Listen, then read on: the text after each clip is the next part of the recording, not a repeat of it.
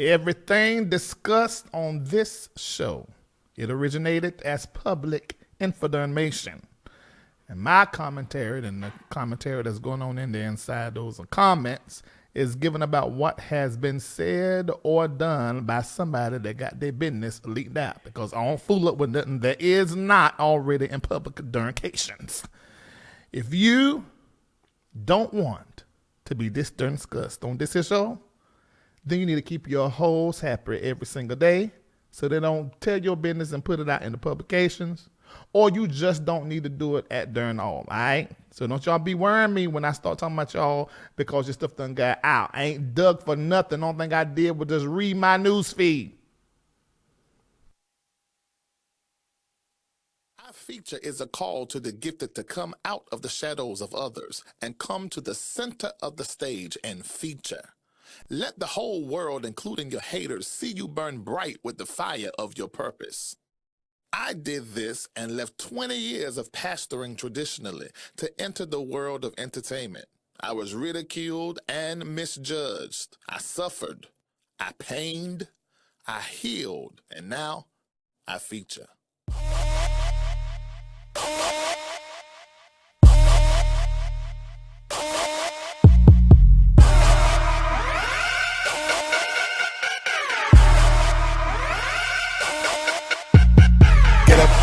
Grab it, let them see ya, throw it at them. Stand up, do it, be it, never, ever worry about them. Get up, catch it, grab it, let them see ya, throw it at them. Stand up, do it, be it, never, ever worry about them. I got some stuff coming up that you don't need to miss. And it's a shame that my name you act like don't exist. When you see me coming up, making fuzz, catch my dust. Watch me win, pay attention, I'm the one you never mentioned. While they hating, speculating about that paper, I feature. Burn them eyes, make that fire move on higher, I feature. Bring fame to the name, make them change it, I feature. While they hating, speculate, anticipate that. Get up, catch it, grab it, let them see ya, throw it at them. Stand up, do it, be it, never, ever worry about them. Get up, catch it, grab it, let them see ya, throw it at them. Stand up, do it, be it, never, ever worry about them. Never ever let me in laughing with me like we friends. See, I ain't down with that pay for play throwing Benjamin. Because I work the system, shade the system, play the system, beat the system. Look at all the minds on me, cause I'm making history. While they hating, speculating about that paper, I feature. Burn them eyes, make that fire move on higher, I feature. Bring fame to the name, make them change it, I feature. While they hating, speculate, anticipate that. Get up, catch it, grab it, let them see ya, throw it at them. Stand up, do it, be it, never, ever worry about them. Get up, catch it, grab it, let them see ya, throw it at them. Stand up, do it, be it, never, ever worry about them. Don't you ever stop doing your thing, don't stop, don't quit. Gotta let me see you go, yeah. Keep on striving, keep on dreaming your dream. Aim high, worldwide, don't ever lose your focus. Don't lose focus. Focus. Get up, catch it, grab it, let them see ya, throw it at them. Stand up, do it, be it, never, ever worry about them.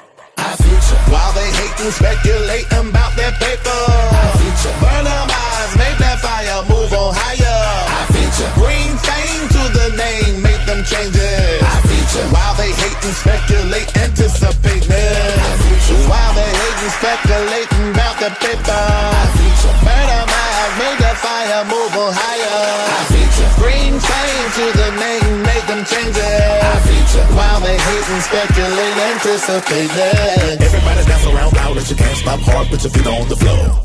Ain't nobody fly like you, lift it up, turn around and let it all go. I don't wanna hear it cause you're running into finish, step back, homie, don't interrupt. Walking on my step because I'm doing it on purpose and I focus, never ever giving up. Yeah. Okay. Big. This has been a B-Slave production. Yeah, I feature.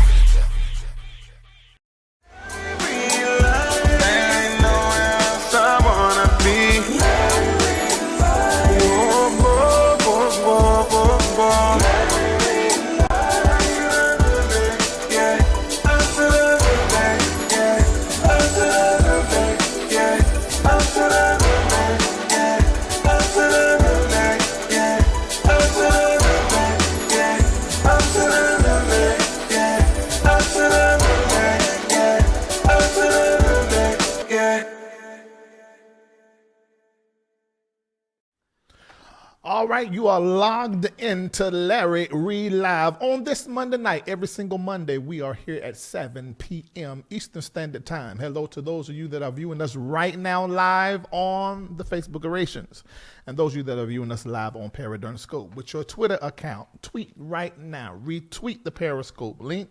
And if you're watching on Facebook, I want you to go right down there to the bottom where that thing turn like that and say share. Hit it and share with every darn body right now. If you're watching me on YouTube, I'm so sad to say that I am not live. This has already been recorded. But I am live in the chat with you 9 times out of 10 unless something doesn't happen after I sign off live here on the Facebook Gracious. All right, this is what you need to do because we don't never know when we can't meet here on social media because folk don't like what we got going on. See right there? Text LarryReidLive with no spaces to 33222. Do it right now. About 3,000 of you are already in my text notification thing. You should have got your text. But if you're watching me and you want to know if I'm live, where I'm live, and what's going on, because you don't see me on the social media occasions, that means you have to go to my website, LarryReidLive.com, and click Watch Now. And I'm there every Monday at 7 p.m. And also those times when I pop up in the middle of stuff. See, I popped up today, but I was in my car.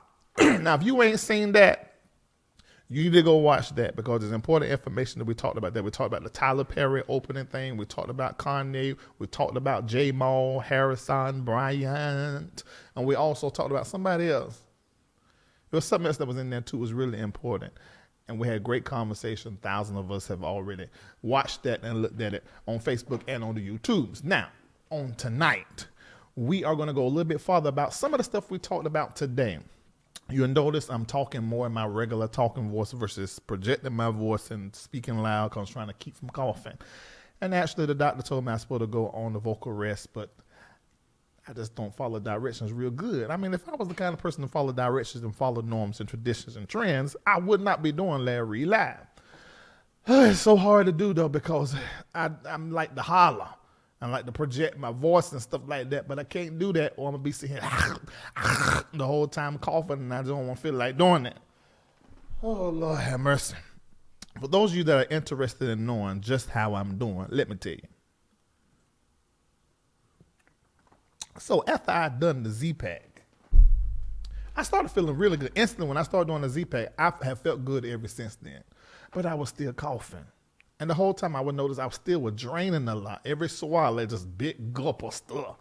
And I kept having to do that over and over. So I said, after I got back from New York, because I went to the prophetic college, I'm going to tell y'all a little bit about something I did not tell y'all then on tonight. Anyway, so then I started noticing, I said, now wait a minute, I'm still swallowing this thick stuff. And my mucus had went from this terrible red brown thing and from this deep green looking stuff to looking a little bit lighter. But I felt like it was starting back again. So I went back to the doctor. Come to find out I had a acute sinus infection and double ear infection and an infection, upper respiratory. So they put me on this strong antibiotic for 10 days. I'm about 5 or 6 days in now, you know. But the thing is, I'm still coughing a little bit. I don't know. So this girl, she hit me up and she said that she had the same thing I had, and it took her 30 days to get over because it kept trying different antibiotics to kill the infection. That is very interesting. I'm not a pill popper, and those of you that know me really good, if had the privilege of knowing me really good, know I ain't studying nobody doctor. I ain't studying none of that. So it was very hard for me to go because I do not like to go during all. Well, that's that in the darn way. Well, let's start having this conversation about the Plantation Network. Now, for those of you that do not know, so what in the whole hell and the heaven is the Plantation Network? It is what they say they're the largest black Christian network in the nation, and it's in Detroit. Hello? What do you say? Sir, hang up, please. I'm not talking to you. I'm doing a show. I don't want to be on the phone with you. I heard you, though. Hang up. Anyway, I thought this network was owned by niggas. I did. I thought it was. I said, that's us. We got this side network, largest black, and everybody up there brown. Sometimes they'll put Joyce Myers up there, but she is part of the Brown family. We just adopted her. Because Joyce Myers, what did I say her name was? Yeah, Joyce Myers. Joyce Myers, her face should have had a whole lot of work. It don't really move. But she really good at what she do. She talks straight talk. She sort of talk like your aunts and your grandmas, your big mama. So we sort of adopted her into the Brown family. But she really ain't black. But she's a white woman. But we be loving her. Joel Osteen, we always like Joel Osteen because he talk nice. He don't talk rough. And black people don't have no trouble following no white leader. It's in our blood. 400 years of slavery. So anyway, hit that thing down there. Every time I come up, hit it because they were trying to reboot this whole system while I'm live. And so, who else is up there that's white? Is the Brady's up there? Joby and his wife Cheryl? Well, they black. We adopted them into the black family. They black. Cheryl preached like a black woman. Is Rob Parson still up there? Well, Rob Parson, we adopted him into the black family many years ago. So he really don't count. It's the largest black. They black folk advertising. Every black church in the South or anywhere else is up there trying to get up there because that's the top. If you're a black minister, you try to get up here on this Black Christian Network. I have renamed that network the Plantation Network. And I want you to tell your mama, your daddy, your sister, and your brother that this is the Plantation Network. Let me tell you why. The reason why is because the white owner got no problem. Well, you been white and owning a black magazine, owning a black station, owning any black outlet franchise. Look at Popeyes. They always put that black woman there talk about her chicken that she cooking. She ain't the owner. It's owned by a white woman. So we don't have no problem with that. As I said, we have been the minority and behind the curve when it came to business, ownership, the majority. That's why it's called racism, because the majority race, which is still white, have certain thoughts, words, habits, ideas, and prejudices as relates to black people. That's why black people cannot be racist. Can y'all please tell your brothers and your sisters that black people cannot be racist because we are not the majority race? So that absolutely is not proper. We cannot be racist. However, we can be prejudiced. And I'm going to say this because I'm black, and you get mad with me if you want to. Some black folk are just as prejudiced, if not more prejudiced, than some white people are racist. Now, I'm going to say that. Now, that I know for my darn self. And that's some of you will argue about, well, we got a reason to. Okay, well, that's the same thing that the white folk will say. There's a lot of indoctrination that has happened. This whole thing. We need black folk in our community that have been awakened and evolved to begin to work on the issues and the overall consciousness in the black community. And the white community needs to do the same thing. I told one of my white friends today, I said, look, because what they said that the statement that they made, and I'm paraphrasing, was like, God, they're going to continue to talk about the black and white thing on your show. As of lately, you've been talking about it a whole lot, and a lot about slavery. You going to continue to do that? And my response to them was, look, don't ever say that publicly in front of nobody, because immediately my people are going to look at you as a racist, because you're basically right now being racially insensitive. But I know you're not a racist, but you're going to appear like you're a racist because you just want somebody to get over being sold like property and cattle. And we're talking about something that has just really ended for real a little over 50 years, a little over 54 years. You hear what I'm saying? No, and this is a serious issue in America, in the world, but in America. And for one reason or another, we have situations like this where this owner thinks that he could text Blackface to, allegedly, I'm saying allegedly, but I done seen it, and I'm going to show you the proof, because here it is right here, who texts Blackface, and he done this in a conversation with one of his ministers, main ministers on his network.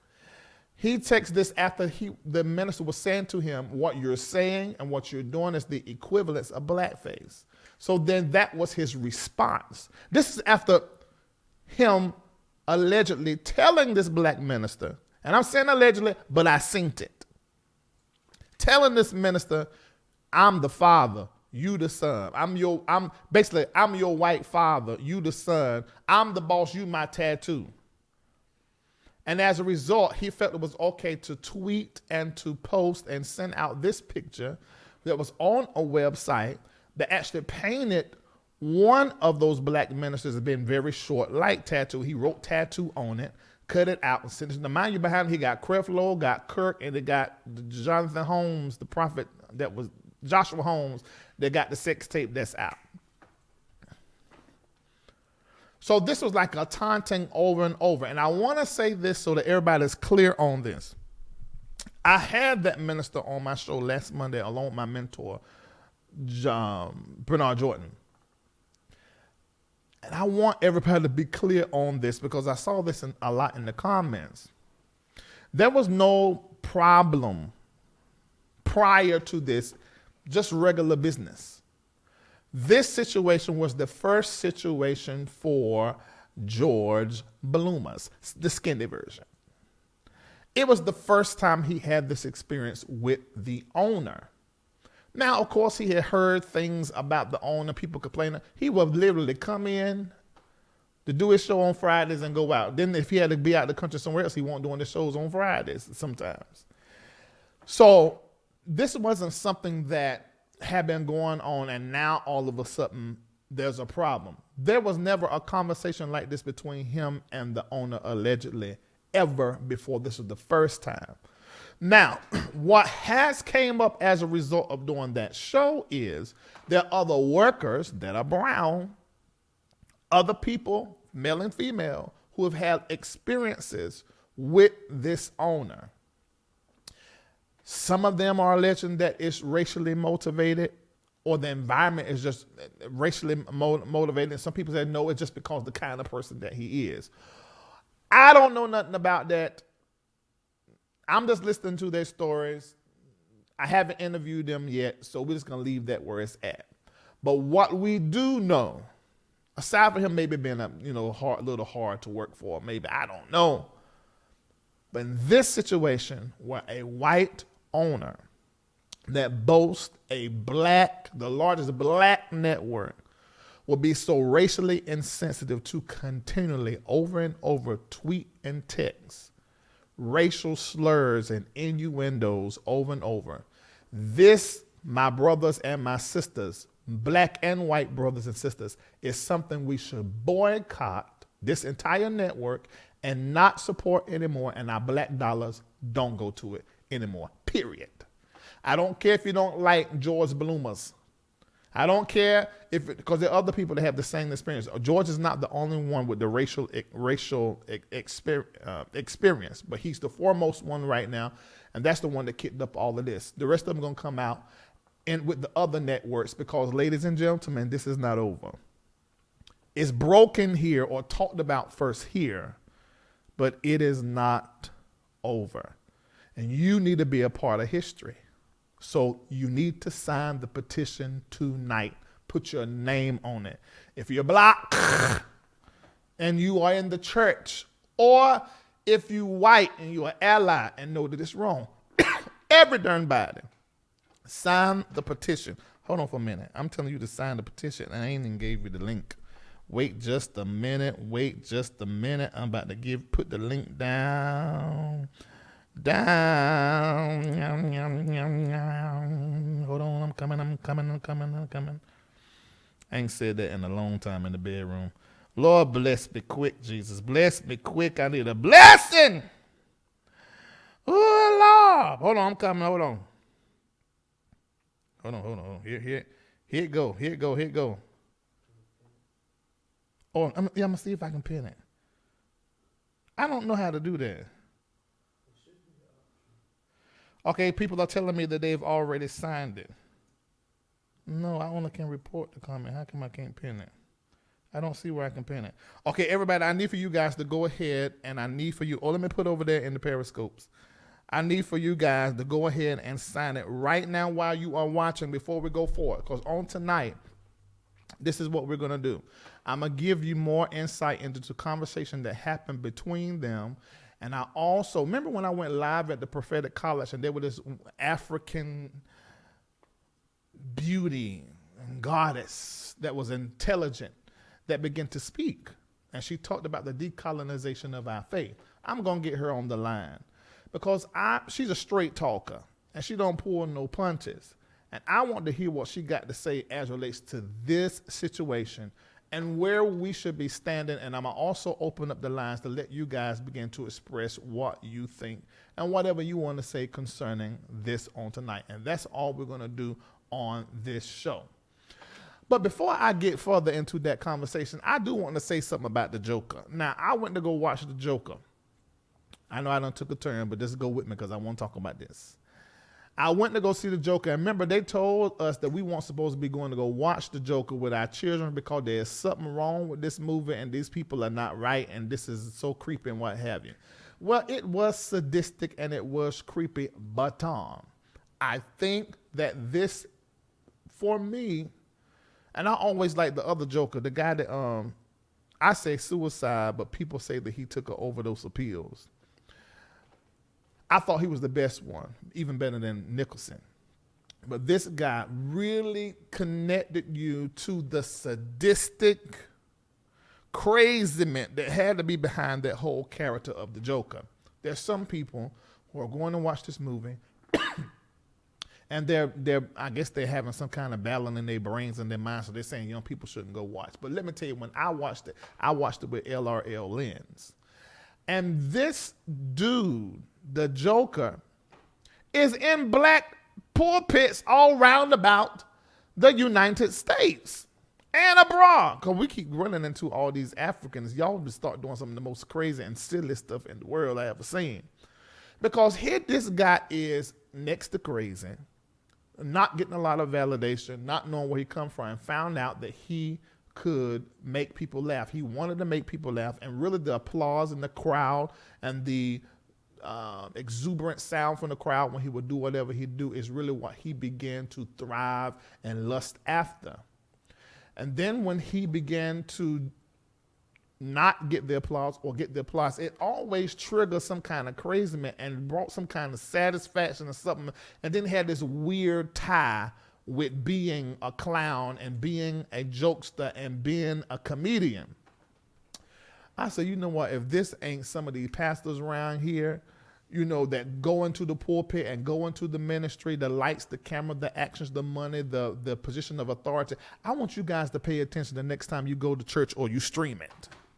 And look, that man is standing there and hundreds or thousands of people for one moment, everybody's staring at him, listening to everything that he is saying. Do you know the energy? Well, I know the energy, but can you imagine the energy that they are receiving in that moment and the attention that all of these people that are coming every week to listen to you talk and what you say determines how I feel, how I react and respond. That is a whole lot of power. And then you connect it with the Bible that I believe that is totally true and is really God on paperback. And then you connect what you're saying with all of that.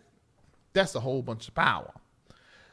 Now, can you imagine if that preacher has some undealt with conflict on the inside of them where they have a need for attention. They have a need to be wanted. They have an insatiable desire for puss, an insatiable desire for peen. They love bread baskets. And now they can choose any puss, any peen, any bread basket that's in the audience out there, because everybody already under the spell, because they sit there every Sunday, listen to you, all eyes on you for years on end. Only thing you got to say is take your panties off. Or get rid of. Get rid. Oh! Ah!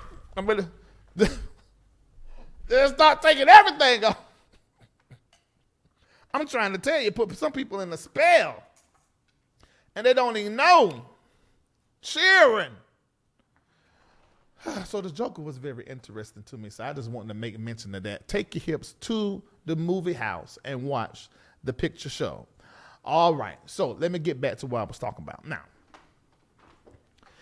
what was so interesting to me about this conversation, where in this conversation, the owner of the Plantation Network that he was having with George Bloomer, was when I saw how the exchange was. And I got the release. Now, let me tell y'all this. There's going to be a press release officially announcing this boycott. You want to be a part of history, go and sign up right during now. Because there's going to be an official, televised, streamed announcement with uber amounts of pastors.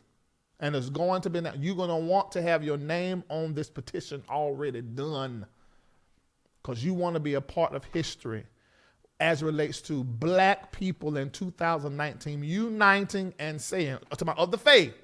Because let me tell y'all something.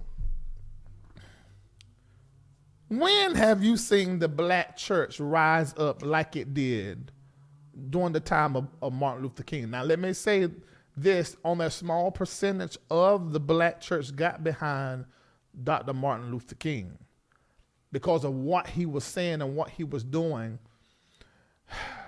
I don't know what it is. And maybe we're going to get Only Love Austin. That's who we're going to have on the show, because she talked about the decolonization of our faith. And there's something about our religion and Christianity when it comes to injustices, when it comes to things, harm against women, against children that happens in our community, that we feel like, oh, touch not my anointing. Oh, don't you put your mouth on the prophet. Well, he's a man like everybody else. That's pastor. You can't say that about pastor. No, that's our blessing from God, our mouthpiece. There's something that's been put and wrapped into our love for Jesus and the word that make us quiet, silent, and won't speak out. So much so that when God raises up, or the devil raises up, however you want to look at it, somebody like me, to just talk about what is already public, even if it's the church people, that we only can see a platform like this as the enemy and as the devil. We cannot see it as a tool of God. Certainly cannot be, because he's talking about what's happening in the church. There's one function in the biblications and in the church that is very similar to what I'm doing sitting in this chair, and that's the prophet. The only difference is the prophet don't care if it's public or not. The prophet will hear it. Huh, God, what you said they were doing over there? Go to the king's house with a parable. A certain man, da-da-da-da-da. What you think about that, David? Oh, Lord, that man ought to be shaming himself. The man is you, nigga. Oh, I'm so sorry, Lord, forgive me. How come you didn't know you was a murderer and an adulterer for the prophet? You know you was, but your conscience had been seared with a hot iron, and you got so comfortable in your mess, and you the darn king, and folk all around you speaking how wonderful you are, touch not my anointed. God had to raise up a prophet to come over there and say, nigga, using adulterer, and you are a murderer. So if y'all can't take me, and I only deal with what becomes public, y'all certainly ain't ready for no sure enough prophet.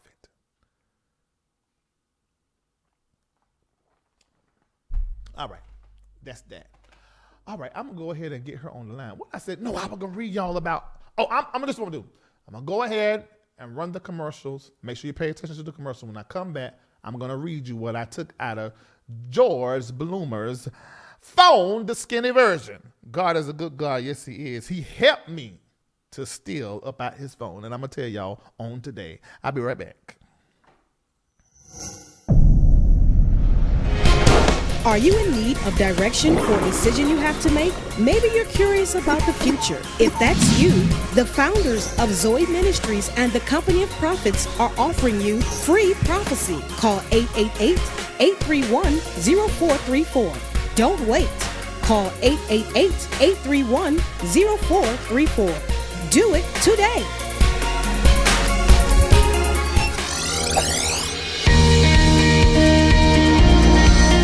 Want to become a wellness coach or holistic health counselor? Get certified with Dr. Womack. As a master herbalist with over 30 years of experience, your learning and your training will be extensive. Go to bishopwomack.com, click services, and go to the wellness portal and begin healing yourself and others today.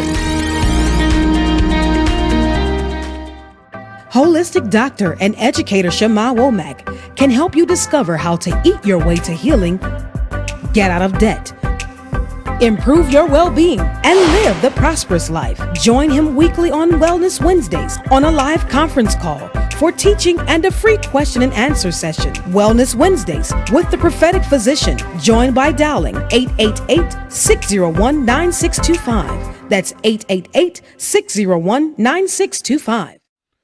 All right, we are back, and we are talking about the Plantation Network in Detroit. That you guys probably call the word network, but it's absolutely the Plantation Network. Every nigga preacher that is there on that network still, and you got black skin, pull yourself up off that network, because the owner of that network did not see any problem with heralding continuous racial slurs against one of his prized possessions. Actually, if you want me, let's keep it all the way real. George Bellomo was the house nigga of the Plantation Network. Let me explain. Not only because he light skinned, because the house niggas were always light skinned.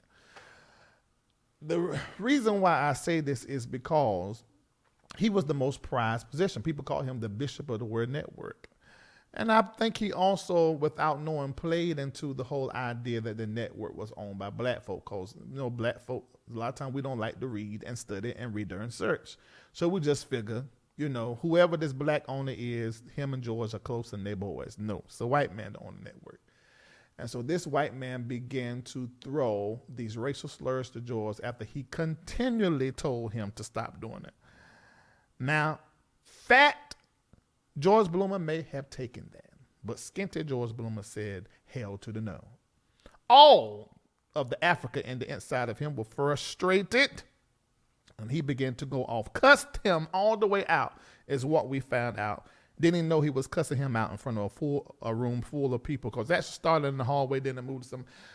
I then had a call back the next day, and that's when everything went crazy and went haywire. So this is what I'm going to do. I'm going to read for you some of the things. Oh, hold on. Lord, I'm about to play something y'all ain't got no business hearing. Okay, hold on. Here we go. I'm going to read for you what he said in his own words, and this is going to be in a publication that is going to be coming out. All right, here we go. In 2019, I ended up only hosting 3 shows in studio, January, May, and September. When we got to the September show, we were in the midst of Hurricane Dorian that hit the Bahamas. I came in to host a relief fund program related to Hurricane Dorian. We had partnered with several Walmarts that were filling up bins with supplies for hurting people in the Bahamas. We taped the show, and when Kevin asked me if I read the article that someone had produced showing Kevin in a pimp suit with key preachers, including me, standing around him, suggesting that Kevin Adele is the pimp of the word network, and the preachers standing around him are his hoes. While Kevin didn't create the article of the offensive photo, he was proud of it and texted to a number of staffers around the office, and also texted to me, to which I responded immediately. This is not funny. This is not good. That pimp talk and hoe talk has racist connotations for black people. Now let me say this. Pimping is something that the black. Now see, this is where I put the Plantation Network, because this is where it goes a little left for me, because I can't talk about white supremacy, racism, without talking about black privilege. And I also cannot talk about the wrongs in the black community. So let me pause that, but let me say this. I want you to sign up for the boycott of this network, and we need to get all our black folk off this network. But that's step one. There's a whole lot of stuff we got wrong in our darn community. And we got to start fixing it. We need to start having some black caucuses, some town hall meetings, because there's some stuff that's fucked all the way up. Because let me say this here. Why in the whole hell and the heaven was pimping something that black folk begin to take pride in doing? This is the thing that worried me about the T.I. numbers. I hear all y'all talking that great stuff about the community now, but y'all music still is degrading and degrading to black women, to misleading children, with the same thing I fuss about to the black church about the women and the children treatment. So it looked like to me that our community got a whole lot of stuff going on, because the whole pimp thing was glorified even in our music and in our movies and all of our entertainment.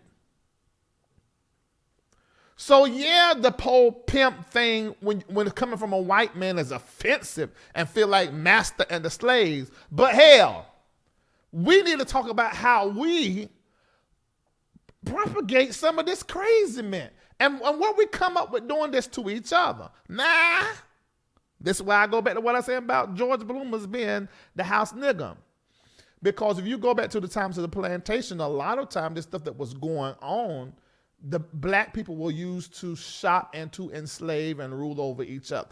Okay, well, I'm getting way off because I got only love that's coming on the line. I'm getting way off. Let me just go ahead and finish with this. But anyway, that's his statement. It's more to it. It's going to come out in the publication. It's 12 pages. I just read 2 paragraphs. Don't judge the whole thing, but it's juicy. It's juicy. So that happened at the network. Some of this happened face-to-face. Some of this happened over the phone. Some of it happened through text. He was demanding that George Bloomer will call him father. Then he continued to tweet this picture or text this picture. George said tweet sometimes, but he meant text. But you know, old folk, y'all really ain't got no business on the internet unless you got some grandkids or some children that teach you how to use the proper terms and do what you're supposed to be doing. Otherwise, you end up taking pictures from the hospital bed like Dante McClurkin doing and looking all kinds of stupid and crazy. Anyway, he's talking about you look like a midget. You tattooed from Fantasy Island. I didn't know they made tuxedos that small, LOL. And then George is saying, look, man, that's not funny. I done told you the other day, quit. Quit with the bullshit. Quit with the bullshit. And he just continued to go on. I got the text, I stole it. He kept going, I need the receptacles. He kept going on. That's not funny, and it has a racist connotation. Even the pimp reference. Get rid of that quickly, soon as possible. It's not funny. It's equivalent to a blackface being put on when white men put on a blackface. I'm telling you, this is not funny. Same thing as relates to the tattoo. So then he takes a gif of Tattoo and Boss from the show Fantasy Island and sends it to George. I'm looking at this. I'm like, no, hold on. Is this man mad at you about something? Why he keeps sending you thing after thing and keep this whole tattoo? Then when he mentioned the blackface, it was this picture short again. That's what he did. He took a picture of himself off the social media occasions and painted the blackface. After George is telling him this is offensive. Stop. So there's a whole nother conversation that goes along with this because Kevin wanted more work out of the house nigga. He wanted more work out of the female house nigga to Keita. What's her name? She's same complexion George is. What's her name? Yeah. I'm calling them all. You still on the Word Network, on the Plantation Network, I'm calling all of y'all plantation preachers. The not so known ones, you the field niggas, and the very known ones that raise all the money stuff for the network, doing the shawls and the Bibles and all that kind of stuff, you the house niggas. Y'all need to get up off this plantation. And I can't understand for the life of me how some people I have been hearing, they're saying stuff like, no, y'all just need to talk about it, and y'all need to get back together, you and George and all this. And I'm like, no, you don't. And you know what I think? And I could be wrong. Some of that can be the love and the forgiveness of Jesus now. But I think some of this is because when the Word Network came around, the Word Network for black preachers and pastors became making it to the top. Now, because only a few of you are going to make it to TBN and to Daystar. Just a few choice blacks. But if you get the Word Network, whether you're a gospel artist or a preacher or a pastor, you have made it. You get a show up there. I don't care how much you paying out.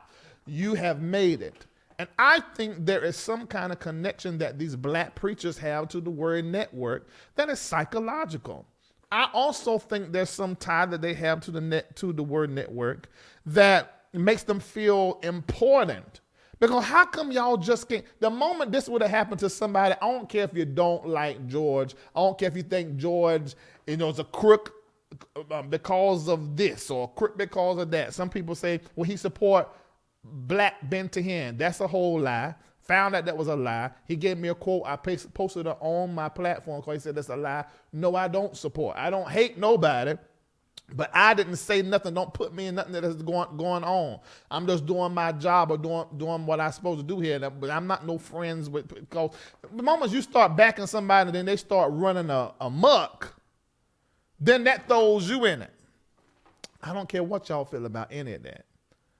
When I feel something, like I said, George, I told him, I said, you a house nigga. And you know, he was like, yeah, I understand what you're saying. I told you, skint your. He don't like none of that. He fuss back behind the scene. He ain't gonna do that from y'all. Behind the scene, fuss back and that kind of going on. Because I'm going to keep it 100% real. But that ain't got nothing to do. Nobody with this hue is going to be disrespected in this way. And I don't take that on personally. Fuck you, George. My sights is on Kevin. This ain't right. To disregard and disrespect our black African American experience of us and our ancestors, and to handle it like that, you are wrong. And we are taking our black dollar and our black faces, our black gifts and our black talents up out the Plantation Network. And we're going to boycott you. We are going to protest you. Then after that, we're going to take those silent protests and we're going to start speaking up in our own community where our black privileged mega pastors are committing crimes against women and children, and take our hips out there and protest there too. That's what we're going to do. That's how we're going to do this. That's how we're going to do this here. You heard me? Get this off. I'm through. What you think me smacking my fingers for?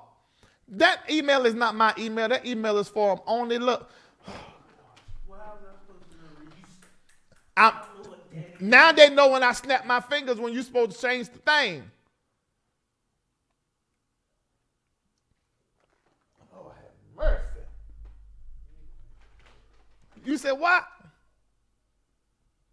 All right, ladies and gentlemen, I'm going to go ahead and bring Only Love, that is her name, into the conversation while I'm going to continue to tell more about the story. So don't you sign off because I got somebody coming on the phone. You don't know what's going to come out of my mouth or out of her mouth, because she was there at the prophetic college. She's been privy to some things that have happened behind the scene. So I'm going to go ahead and have her to come on in. Mm-hmm. All right. Is this you, Only Love Austin? Are you here on the line? Yes, Larry, I am here, and good night, everyone. And you heard right, my name is Only Love. My parents named me afraid. Minister Only Love Chika Austin, and I'm glad to be here with you tonight, but not happy with what's going on. I know that you're not. How are you feeling about this? Because I know you've done a whole lot of work in Africa and a whole lot of countries where there are brown people. What are you feeling concerning all of this? Yeah, so for about 7 years, I've been going through a process of decolonizing my faith. So I believe the scriptures are the words of the Most High God. I was saved 23 years ago last Sunday. on September 29th, 1996, as a formerly homeless foster child. So I know that the scriptures are the truth, but I also have come to learn that the scriptures have fallen into the hands of our enemies and they've been corrupted. Not the actual scriptures, but we've been presented a corrupted faith where it's perverting the purity of the faith once delivered to the saints. And so I actually have studied various tribes in Africa that we were taken from in the transatlantic slave trade, like the Igbo people, the Yoruba people, various tribes that lost people to the slave trade. And I've found that many of these tribes are connected to the Hebrews of the Bible. I say in my book, Prophetic Whirlwind, Uncovering the Black Biblical Destiny, that millions of Black people read the Bible every day. And it's like we're looking in a mirror and we can't recognize our own face. What does this have to do with what happened at the Word Network? Well, one, we are victims for the past 400 years, even longer, of people who disdain us presenting the faith to us. So it's apparent that the owner of the Word Network has disdain for our people with what he's done. And one thing that concerns me is when we're putting out the petition, when Larry's talking about this, we're making up every kind of excuse not to support. Well, I don't agree with the theology of some of the men on the flyer, or, how do we know it's true? We need more receipts. But when it comes to other people, their word can cause people to die. We can hug, the woman who killed Botham Jean, a worship leader in his church, a young Black man whose life has been taken out, and now one of the witnesses, another young Black man's life has been taken out. One thing, we should believe each other, but because we don't know who we are according to Scripture, because we just think we're grafted in and we're late to the party, and we don't know that Sudan, which was known as Nubia, and Ethiopia were the first countries to accept Christianity, because we don't know that the Apostle Mark is known as the Apostle to Africa, and his mother was an African woman whose house was where the Last Supper and the Pentecost happened. Because we don't know who we are biblically, we don't regard when a Black person says, I'm in pain, I've been victimized. And it's very implicit. And we have to realize that, yes, the scriptures are true, but we've been given kind of this plantation colonized faith. What do I mean? On the plantations, there were two preachers, both appointed by the master. So there was the preacher who just preached, slaves, obey your masters. There was a slave Bible created where 90% of the Old Testament was removed because of the Exodus narrative of people being freed from slavery. Because when you read the Old Testament and compare it to West African culture, you see that the cultures are almost identical. They took that away from us and repackaged it, and they delivered preachers to us that would preach what they wanted to be heard. But then there were preachers like Nat Turner and Gabriel Prosser who took the scriptures, learned them, and rose up against the plantation owners. And in my book, I cover how a vision that Nat Turner had of a battle between the sons of darkness and the sons of light. And Nat Turner, if you don't know, he led a slave rebellion in Virginia, and they recorded his confessions in a book.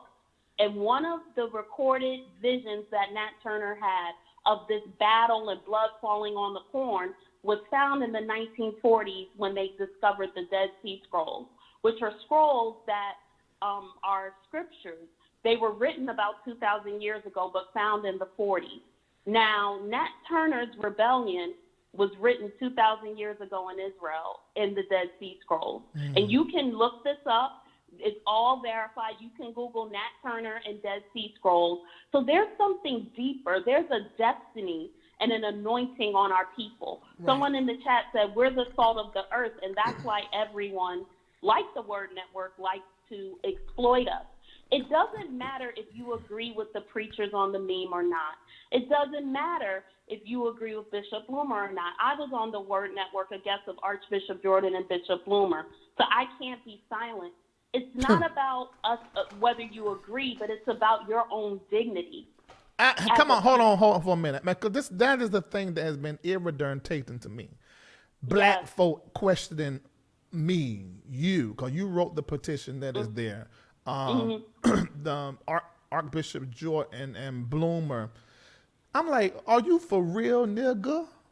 I'm sorry to say that word. I don't know how it make you feel, but it's just this my show. And I'm like, Marco, I said, why in the whole hell and the heaven are you? Did you not hear me say that this white man just dissed? He didn't just diss George Bloomer. He dissed our people. And he's making millions off of us, and he texted it to other staff. Right, and I read the whole document. Yeah, okay, so you read it. That's a hostile work environment. But that's a problem. That is a problem that we don't see. Talking about what do we want to accomplish? What you mean? What we want to accomplish? We want. So I can talk about we want our money and our viewership to stop going to the Word Network and go to a network that is owned by us and controlled by us. 2, we want him to publicly apologize. 3, we want to let our community know that moving forward, we need to control how the gospel comes into our Black homes. And then from this, like you said, Larry, we're not going to just stop with this issue. We need to take on some of these predatory churches, these plantation churches in our community that are abusing women, abusing children. We need to. I've done faith organizing for 12 years, helped pass legislation. I work around mass incarceration, issues related to Black women, creating jobs for our people. So, yes, we want to get to the justice issues in our community, but this is a justice issue as well. And I'm not sure why we are very hesitant, but I know I am sure it's because of the theology that we've been delivered that makes us think we have to forgive people that do atrocious things. And we can justify it, but many of us, we don't even love how we look in the mirror because we think we're the curse of Ham, but we're not even from the line of Ham, and it was Canaan that was cursed. Do we know that in Scripture, Song of Songs 1:5-6, it says we're Black and lovely, but many Bible translators translated it to mean Black but lovely. And that was to make us apologize for Blackness. But in the Hebrew, which I've studied, the vav can be translated as and or but. So when we talk about issues like you handle, about abused women, neglected children, this all goes in line with plantation Christianity. It all goes in line because we don't value Black lives. So it's all connected. The mass incarceration. There's scriptures prophesying that we would be carried away in ships, prophesying that we would be locked away in prisons. Yeah. But if you don't regard the Black person you see in the mirror and you think you're cursed by the Most High God, then you're not going to regard the Black child you create or the Black woman in your congregation or the Black preacher who was disrespected by a white person profiting off of that. But see, that's important, and I don't understand. Kendall, make sure you correct the spelling of her first name. It's on the for the first name. You got the right name. You know, it's Onle.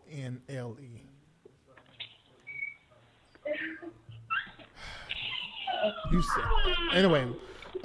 This is the thing that is very interesting to me. I want you to talk about because when I heard you articulate this, I thought you articulated so well. When you first began to talk, you talked about the decolonization of our faith. So what is it in that we have been taught that we need to vomit as Black Christians in America?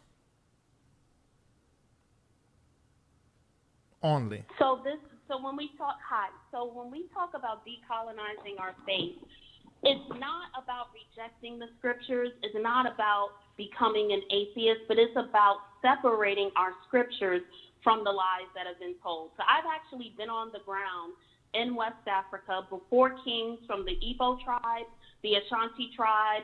I've been in their palaces, their museums. I've spoken to their chiefs.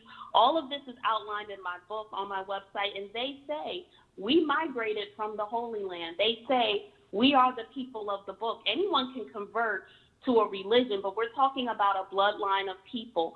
And so this whole faith that we've been given that doesn't emphasize justice.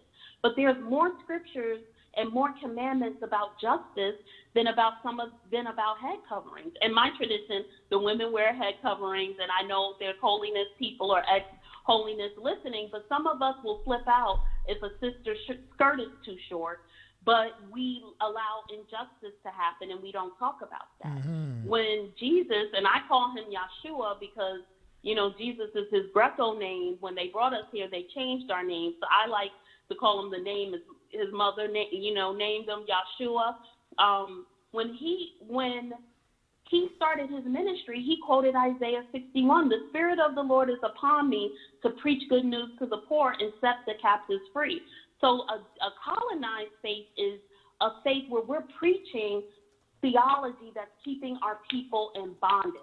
We're preaching in a way where women can be violated and we still celebrate those who violate them. We're preaching in a way where an owner of a network can do something racist. A person who's a victim of that tells other preachers not to go on, and the next day they go on the network. And so to decolonize your faith is not throwing out the scriptures, but it's actually seeing your people in the scriptures. Many of us have heard of libations, but in scripture they're mentioned almost over 30 times as drink offerings. And one of the kings I met was Ezi of the Igbo people from Obugad. Everyone can look him up. He comes here every year to Virginia and he's a king, and his family descends from the tribe of Gad in the Bible. He comes to lay hands on our heads and pray for the curse of slavery to be broken off of African-American minds. And he laid hands on me and prayed for me in Nigeria. And he's a Bible believer. He descends from Gad in the Bible. But no one ever tells us that a king from Africa who's a believer, who's connected to the scriptures, is coming to visit us. But white people, Jewish scholars, they visit him all the time. Why isn't that on the news?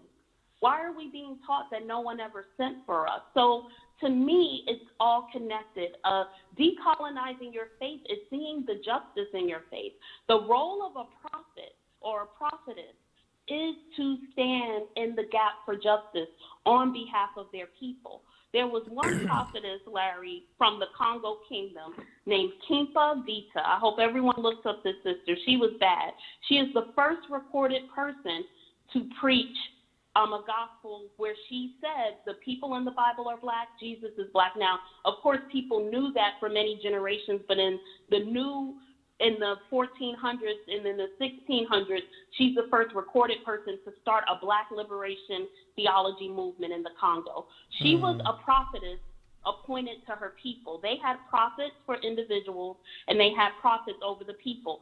When the Congo Empire was defeated by Europeans and taken over by Catholics, she was preaching, we are the people of the Bible, Jesus is black, all the saints are black. She got as a prophetess, a whole group of people following her, Larry. The first documented black liberation theology movement. Do you know what they did to her? They burned her at the stake. Whoa. They ground what was left of her bones to a dust, and they shipped her followers into transatlantic slavery, mostly to Brazil. But that means there were people on slave ships who knew Yeshua, knew Jesus, and knew his color. But they wanted to erase her from history. That's why you don't know about her. And when things like the Word Network happens and we're silent, it's erasing our dignity. But see, that's the thing, and that's the thing. Sorry, that's the thing that I want everybody to see. That when we don't sign this petition, when we continue to watch the Word Network, because our pastor up there, well, your pastor's a dumb. If he's still up there and he knows about this and he is not standing up and really speaking up for his dignity, this is horrendous. If the black dollar and the black viewer continue to support the Plantation Network, and every preacher that hears about this and continues to stay on because God told me to stay up there, okay, you are a plantation preacher. You need to come off the network, and the same way you believe God to get on that network to get into the millions of homes, believe God to put you somewhere else and to give you another idea. But you cannot stand in the name of God with injustice. You just cannot do it. You absolutely, positively cannot do it. Something I want to ask you about, Only Love. Bishop Jordan talks about this. I was talking about this as well. We talked about how what black privilege is. I don't know what you feel about that, or what your insight would be concerning that, or if you even share that insight. I want you to talk to us a little bit, because a lot of people have asked, what you mean? 'Cause we hear about white privilege, and we're clear on what that is, but we don't hear a lot about black privilege. Can you talk to us about that? Yeah.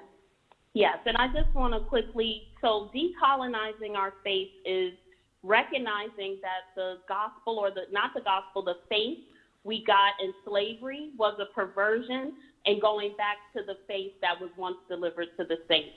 So I want to make that clear, that when you decolonize your faith, you're going back to the roots.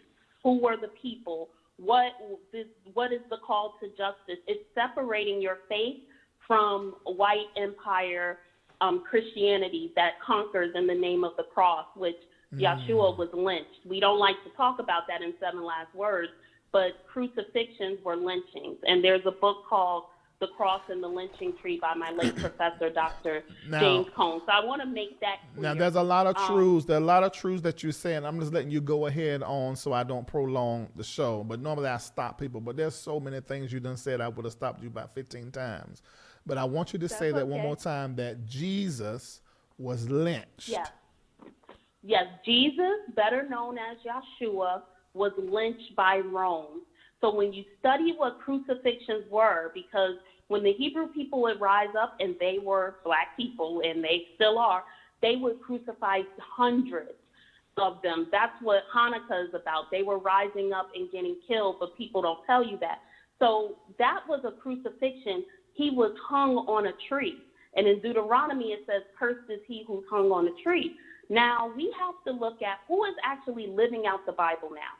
Who's hung on the tree the most? He was lynched by the Roman Empire.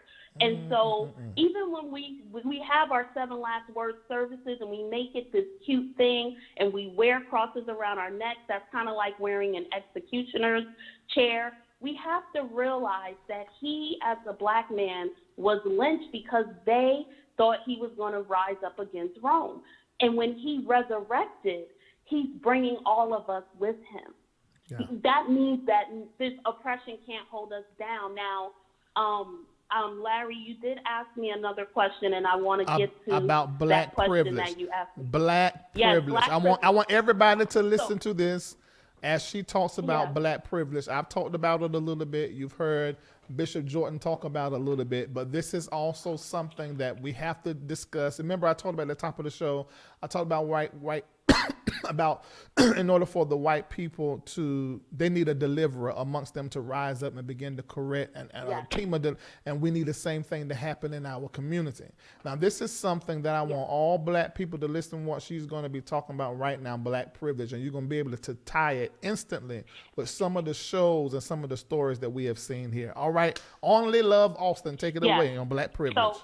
So part of my testimony is that when my father lost his job, we lost our house in Queens. We went into the shelter system, and I was taken into foster care, not because of abuse, just because, of poverty. And so I got to see what it was like to have and to not have. I was blessed to be able to study at Union Seminary and Columbia University. And that's how I learned how to research, and all glory to the Most High for that. But what I begin to see is we have a silent war in our community that we don't want to talk about. We don't like to talk about class, and we don't like to talk about even the color caste system we have. So from 1999 till now, I've studied and wrote about colorism, because statistically, the darker you are, the blacker your features, the less money you will make in life. And Larry, you alluded to this earlier. This is a big divide. You're in Atlanta, and some of the historically black colleges, back in the day, you had to send a picture in so they could see how you look before they accepted you. We want to talk about black colonized faith and black privilege. there were churches, black churches, this is all documented, that if you were darker than the wood on the pews, you cannot become a member. So yes, the slave masters would make us worship in the balcony, but some of our own people would not let you become a member and walk down the aisle if you were too dark. And this is something we don't want to talk about. Many of us are ashamed of being connected to Africa when our spiritual destiny is still being hidden there. But even our lack of empathy towards black pain or towards black victims, we do have those of us who are privileged, and because we don't want to lose our privilege, we don't want to lose our spot on that show, we don't want to lose our book deal, we don't want to lose our pulpit, we won't speak up, even when we know a black child or a black woman is being abused. See, it doesn't just go to the word network, Larry. It's a lot of black privilege when it comes to how these sisters and children are being treated in the congregation. Okay, now see, this is the thing. Another thing, and I want to get into that more because what I am noticing when I started talking about these conversations, it just stirred everybody up. It stirred the white followers up, my white friends. We begin to have conversations. The same thing with some of my black friends and colleagues. We begin to have conversations. And the whole black privilege thing, it really gets up under the skin of our people. And another thing that I notice is that our people do not like to unite around much. And I can't understand for the life of me why we aren't all irredentated and bothered by a white man. And I want you to hear what I'm saying, because not all white people are racist. There were white people that were part of the allies of our movement and of our cause for years. There has been, always will be. So when I'm talking about a white man, I'm really talking about a system and a representation of a consciousness. We cannot allow this white man to disregard us as a people and continue to watch, support, and send in our black dollar. That is so wrong for us to do, and we cannot support that. It is absolutely, and I'm gonna go ahead and tell you, we've already reached out. I ain't gonna say who, as it relates to an apology and getting things together and trying to resolve. This person won't make a public statement, won't do a press release or any of those things. That's already been tried. Tell you the truth, even if he had done it, still y'all ought to come off that network. I don't know what the game plan was if he had done that, but anyway. Certainly now that he won't do any of those things and not even say, I'm sorry. Black dollar has to leave. The black viewers have to leave and not support the Plantation Network anymore. All right. Only Love. Tell us about your book before I let you go. People are saying it as you're talking about. It's called The Prophetic Whirlwind. Yes, the book, and thank you so much for having me, Larry. I am a LRLer. Some of y'all may see Prophetic Whirlwind in the comments. The book is called Prophetic Whirlwind, Uncovering the Black Biblical Destiny, and I call it a big gospel tract to black people. It goes from Adam and his name in Hebrew, meaning black and dark. It goes to all the way to the last sermon that Malcolm X preached in Harlem, where he's saying, we are the people of the book. And it gives many, many academic citations and what I learned on the ground in Africa with the royals, with the African Hebrew communities about who we are, where we came from. And then there are many books about the black presence in the Bible, but this is about the Bible being a black book and us getting filled with the Spirit to move forward in liberation for our people, because our liberation is prophesied in the scriptures. It is definitely prophesied. This is not our final stop as a people. It's been a long 400 years and longer than that for some, but God has an anointing on us, and he's raising up prophetic voices like you, Larry, so that we can get in order, because we're really supposed to be priests to humanity, which is why we have the anointing for singing and entertainment and preaching. But we cannot allow people like Kevin Adele to exploit our destiny as a people. And so everyone can go on Amazon to get the book. My website is in maintenance mode because it was hacked, but it's going to be fixed soon, but it's propheticwhirlwind.com, and my assistant is probably putting some links in it. But I just want to encourage everyone who does read the scriptures. I know you have a mixed audience. Read it as if it's a letter about our people, because it is. And we have to stand up against this with the Word Network. We can't keep letting people deliver us plantation Christianity and make money off of us while doing it. And I'm a young woman. I'm paperback saved, but I'm also an organizer. So I'm going to be working with the elders to get this and more injustices fixed. But I just encourage everyone to know that we are the people of the book, and we have to stand up for justice. The whole creation is waiting for the sons of God to be revealed. They're waiting. All of creation is waiting for us. Thank you. Thank you so much for calling in and we're going to hear from you again, because there are a lot more that you have to say. And I hope people will watch and rewatch what you have said, because there was so much in it. Thank you once again, Only Love.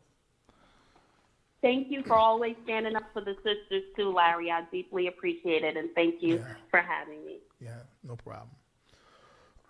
I want you guys to go back, and I want you to listen to this, and I want you to sign the petition right now. I don't want y'all to get into a debate on doctrine, a debate on this, and a debate on that, and you have not signed that petition, and you're still watching the Word Network or sending in the black dollar. Now, I know most of my audience ain't watching the Word Network, but you know somebody that is. So I need for you to use your voice and let everybody know that we are not watching the Word Network. We're not watching the Plantation Network, and we absolutely are not sending in our black dollars. I don't care who was on that TV screaming, giving us a prophecy. We're not paying y'all no attention. You are a plantation preacher. You outside of your calling from God as a priest to this world, as a Cushite and black-skinned man and woman. All right, I'm done with it. Listen, this Saturday is my live show. I'm going to try not to go live the rest of the week, because I got to prepare for the live show, and I'm going to try to obey the doctor and not talk for a period of days prior to Saturday.